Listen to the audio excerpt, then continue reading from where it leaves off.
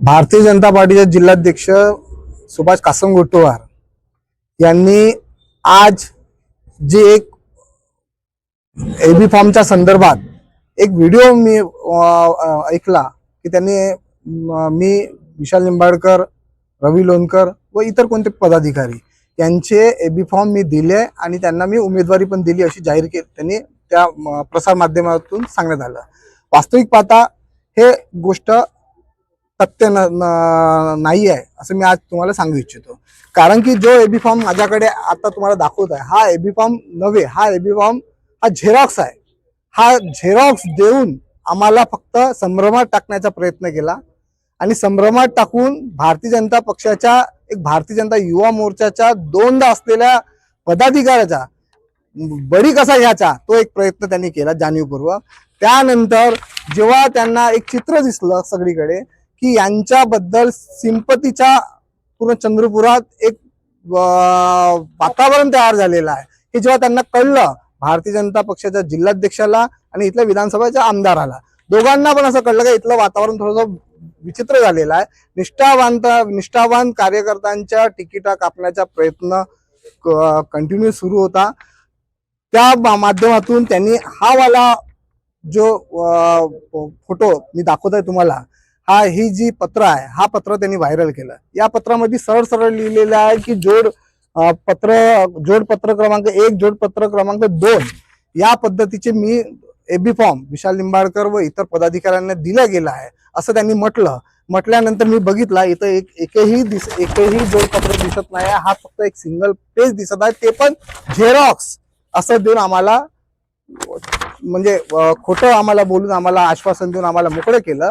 मला त्याबद्दल काही बोलायचं नाही, पण जेव्हा भारतीय जनता पार्टीमध्ये आम्ही काम करत होतो निरंतर परिवाराला सारून आम्ही परिवाराला साईडला ठेवून आम्ही रात्रंदिवस काम करत होतो आणि त्या व्यतिरिक्त रवींद्र चव्हाण यांनी अधिकृत सही केलेले जे 3 आमदार मिळून नागपूरला बसवून फायनल केलेली लिस्ट त्यांना पण त्यांनी गृहीत पकडलेलं नव्हतं। त्यामध्ये आमचे गणेशजी रामगुंडावार आहे, त्यानंतर काही आमचे सुनील डोंगरे आहे, मनोज पोत्राजी आहे, अशी काही पदाधिकारी आहे। त्यांचे रवींद्र चव्हाणजी आणि संचिती यांनी दिलेली सही, अधिकृत सही दिलेली यादी, 3 आमदार बसून ठरवलेली यादी, याला पण त्यांनी विश्वासात घेतलेलं नाही आणि त्यांनी आपापल्या परीनं आपापल्या मतानं एबी फॉर्म देण्याचा प्रयत्न एनडी हॉटेलच्या खाली त्यांनी केलेला आहे। असंही माझ्या कानावर एक गोष्ट काल मला सायंकाळला कळली की याच्यामध्ये खूप मोठा घोळ झालेला आहे, याच्यामध्ये खूप वाटाघाटी झालेला आहे। गणेश रामगुंडावार सारख्याला सकाळी फोन येते का एबी फॉर्म घेऊन जा, पण तो त्या बिचारा तो एक रात्रंदिवस काम करणारा मुलगा, रात्रंदिवस अहोरात्र परिवाराला दूर ठेवून काम करणारा मुलगा, याला तिकीट देऊन आपल्याला व्यवहारिक काही फायदा होत नाही या दृष्टिकोनातून त्याची तिकीट कापल्या गेलेली। तिथे एक बलाढ्य माणूस म्हणजे जो पैशानं बलाढ्य आहे, कार्यकर्त्याने बलाढ्य नाही आहे, पैशानं बलाढ्य आहे, तशा व्यक्तीचा विचार जो व्यक्ती कधी भारतीय जनता पार्टीमध्ये दिसला नाही, कधी भारतीय जनता पार्टीच्या कार्यक्रमात दिसला नाही, अशा व्यक्तीला त्यांनी एबी फॉर्म दिला आणि त्याच्यात वाटाघाटी ज्या काही झाल्या असेल, ज्या आमच्या कानावर आल्या, या पद्धतीने एबी फॉर्म वाटण्यात आलेले आहे। एबी फॉर्मच्या वाटपामध्ये आर्थिक गैरव्यवहार झालेला, आर्थिक देवाणघेवाण झाली असं तुमचं म्हणणं आहे? 100% झालेला आहे। कारण की माझ्या प्रभागात जो 2 दिवसा अगोदर आलेले भारतीय जनता पार्टीचे आता बनलेले अधिकृत उमेदवार आहे, ते एक पैशाने एक बलाढ्य व्यक्तिमत्व आहे, त्याच्या पाठीमागं पैशाचं पाठबळ आहे। अशा व्यक्तीला तुम्ही 2 दिवस भाजपमध्ये पक्षप्रवेश करत आहे आणि त्यांना डायरेक्ट एबी फॉर्म देत आहे, ते पण सकाळी 10:30-11 वाजता त्यांना एबी फॉर्म हातात देत आहे। आणि माझ्याकडे काँग्रेसवाले माझ्या संपर्कात होते, माझ्या संपर्कात उबाटावाले होते, माझ्या संपर्कात शिंदेगड सुद्धा माझ्या संपर्कात होते, माझ्या संपर्कात राष्ट्रवादी पण संपर्कात होते का तू एबी फॉर्म घे आणि तू तुझ्या पॅनल लढव। पण मला माझ्या पक्षावर विश्वास होता, शेवटपर्यंत विश्वास होता का मला कोणत्या परिस्थितीत एबी फॉर्म मला देणार।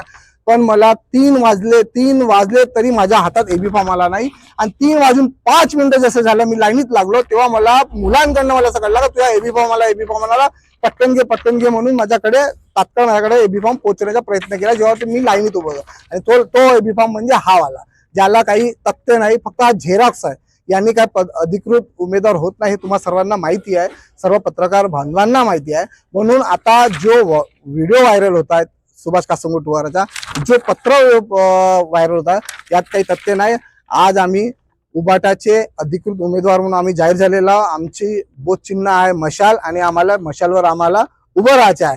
आता हे यासाठी ते प्रयत्न करत आहे जेणेकरून भारतीय जनता पार्टीचे उमेदवार आम्ही दिल्यानंतरही विशाल निंबाळकरनी स्वीकारलं नाही. या बाबतीत हे संभ्रम हा पसरवण्याचा प्रयत्न केला, अधोगतीत कथा प्रयत्न करत आहे आणि ज्यामुळे भारतीय जनता पार्टीचे नुकसान होत आहे. अशा व्यक्तीला तात्काळ बडतर्फी करण्याची आवश्यकता आहे. जर भारतीय जनता पार्टीला वाचवायचं असेल तर अशा लोकांना काढण्याची आवश्यकता आहे. कारण भारतीय जनता पार्टीमध्ये निष्ठावान कार्यकर्त्यांना डावलून कधीही कदापिही चालणार नाही. कारण भारतीय जनता पार्टीसाठी अहोरात्र मेहनत करणारे पदाधिकारी आपल्याकडे आहे, त्यांचा विचार केला पाहिजे, असा मी या मताचा.